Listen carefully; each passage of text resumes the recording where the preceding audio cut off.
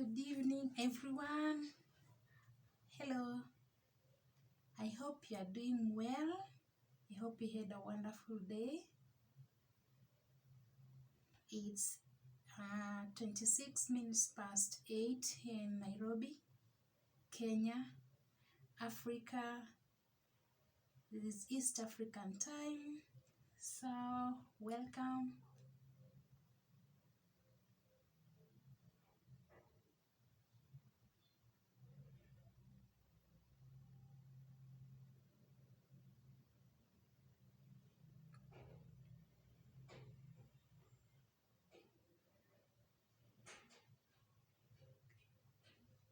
Welcome, welcome, welcome.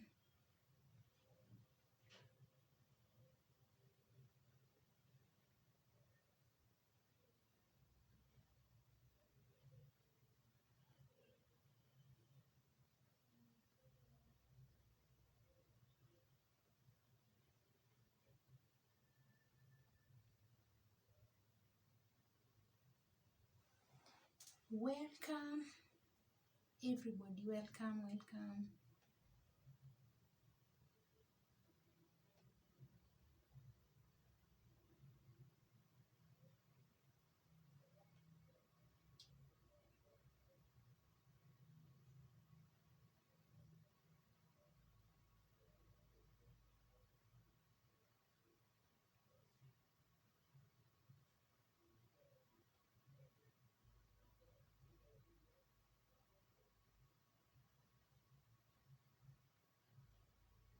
Welcome.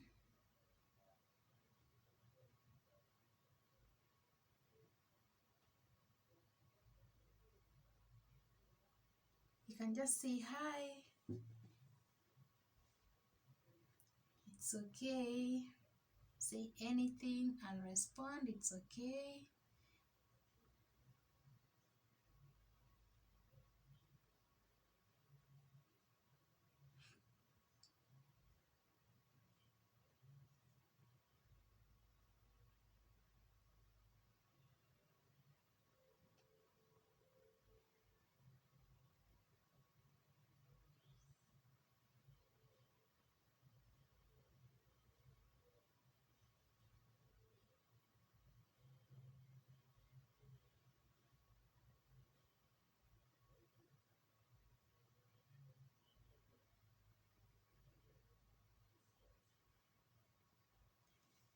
Hello, hello.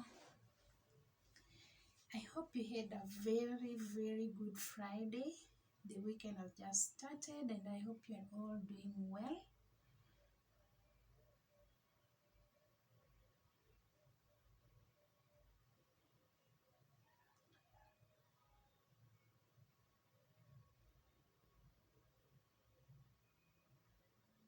You can ask me anything. Don't be afraid.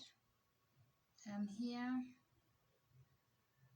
My name is Mercy Lirayo, and during my free time, I do YouTube videos. I'm learning.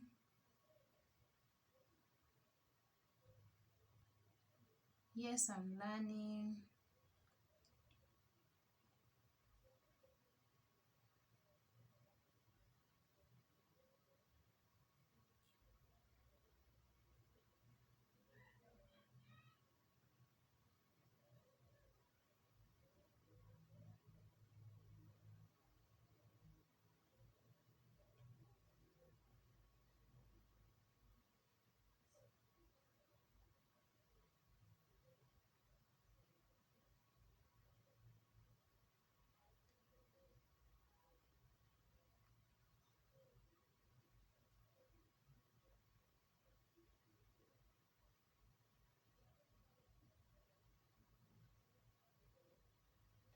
It's still winter here in Nairobi.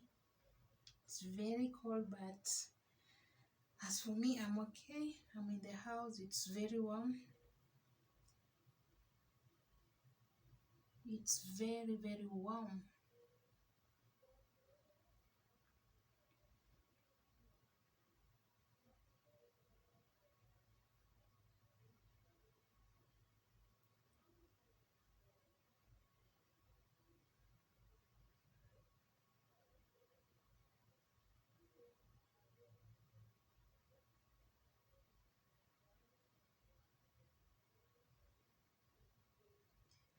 I had a very busy day. I'm working on something. It's been a very, very busy day. And so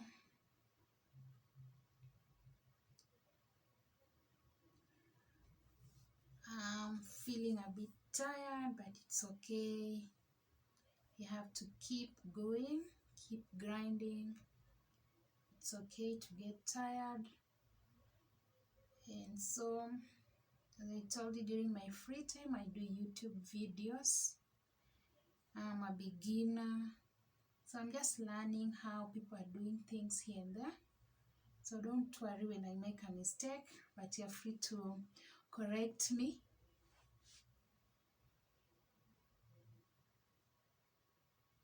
Yeah, you're free to make corrections where necessary in a polite manner.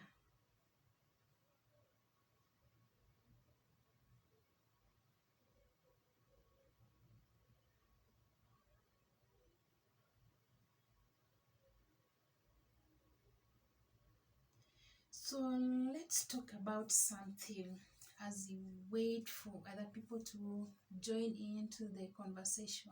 Please feel free to join wherever you are.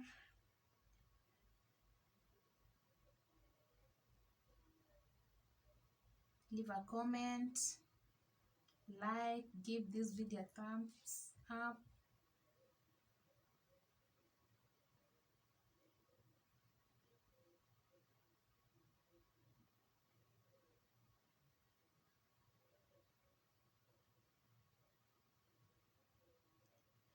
Let me talk about something so important and something I really like doing. Let's talk about, say, writing a research proposal, not a research report, a research proposal. There's a difference, a very, very big difference between a proposal and a report. So with the proposal, there are some similarities in the proposal that you also find in a research report. So the chapters are almost similar. So in fact, like in the research proposal, you also have we have the chapter 1. Chapter 1 talks about the introduction. You talk about the topic, a topic which you are intending to carry a research or a study on.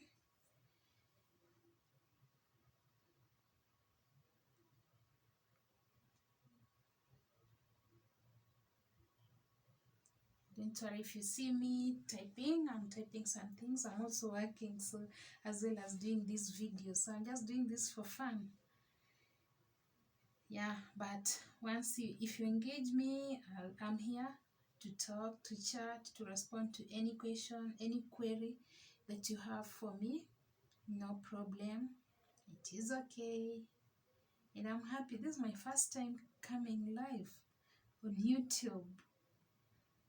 I wanted to use StreamYard, but I have to wait for 24 hours for it to be activated, and soon I'll be going live on maybe tomorrow on StreamYard. There's another one also called Restream. Yeah, I'll try both and see whichever works better. So let's go back to a research proposal, writing a research proposal. So what happens? In chapter 1, you have to talk about the introduction. In the introduction, there are like 3 important questions that the introduction needs to answer. And these are the why, the what, and the how. So the what, you talk about the topic you are going to research on to carry out the study. And in this, you'll talk about the what the topic is, why you want to do or to carry out the research, and also how you are going to do it. So you'll also talk about the research questions in chapter 1, how you are going to do it, what your research questions are, and also in that same chapter, you also you also give a brief summary or an overview of the research proposal. You can research on anything. You can even carry out a research on YouTube, do a research on how social media platforms are affecting the social lives of people. It's an interesting topic. You can do that. Yeah, so all you need to do is to look for a very good topic. Yeah, you can come up with any topic. Any topic is researchable, by the way. Even the simplest things that you think can't be researched on. Yeah, those are the very, very good topics that have a lot of information that people do not know. And then we have chapter 2. In chapter 2, we talk about the literature review. What do we mean by literature review? These are studies that have been done earlier by different researchers, different scholars. They have come up with different recommendations, citing different materials where they got the information, and then so whatever happens, yeah, you need to also, chapter 2 is very, very important because this gives you a very good ground on why and how you need to do the research. So in this chapter we have different subtopics. There are not many, and all you need is just sacrifice and time to do a lot of reading. You read intensively and extensively. You have to read, because you need to read. So you'll also be required to read so many journals. You need to read so many textbooks. You also do some searches here on the internet. We have Google Scholar. We have so many materials on Google Scholar. We have Emerald Insight. We also have Oxford University Press. You can do all that. Those are some of the materials where you can get your literature review, and you find it so easy. So what you need to do, you don't copy paste, because you'll be accused of plagiarism. So you don't copy paste. Make sure you read, pick out whatever you want to pick, and don't forget to do citation. Don't forget to cite the scholar or the author of that particular journal, book, or any reading material. Even if it's a magazine or a newspaper, don't forget to quote the magazine or the newspaper and the pages, the year. It's very, very important. So what are some of the subtopics that are found under literature review? Here we'll talk about the literature on topic, that particular topic that you are researching on. Make sure you have some materials where some studies which relate to that particular topic I've talked about, and read, write something about it, and remember to cite the year and the name of the scholar or the author. Also, you need to do literature on the method. You also need to write something about the theoretical approach in the literature review. After that will give you some ideas. You'll find the gaps, like that particular study you are doing, what has not been said about it. So that particular gap is what you are going to talk about, and then from there it will give you a basis or a ground on how you'll carry out that topic. And then you look for debates in the literature review also. What are people saying on what do you want to say? That's all about literature review. So remember, under literature review, you'll do something on literature, on the method, literature on the topic, the theoretical approach. You find a hole in the study, in the literature that has been there, and also look for debates. Another thing, you also need to ensure that when you are doing a literature review, please try and look for the most recent materials. If you are doing a research, say this is the year 2021, please try and look for recent studies that have been carried out on that particular topic.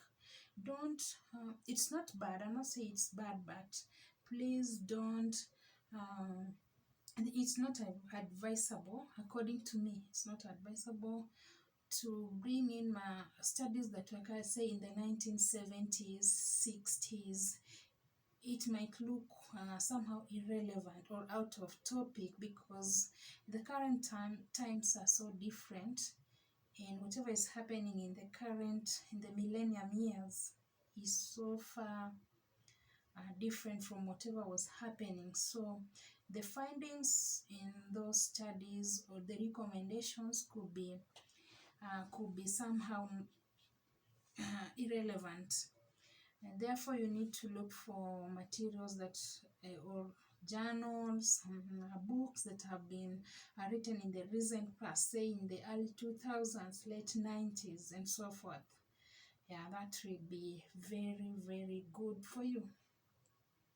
From chapter 2, don't forget, this is a research proposal, and you're just discussing topics that you need to, the chapters that you need to do in a research proposal that are supposed to be included in the research proposal. Another topic is the third topic, which is a very, very vital topic, and that is the methodology. Some will say research methodology. Whatever I say, it's correct, it's okay. So under research methodology, you will find you can do a slide, a very short, say a paragraph or two.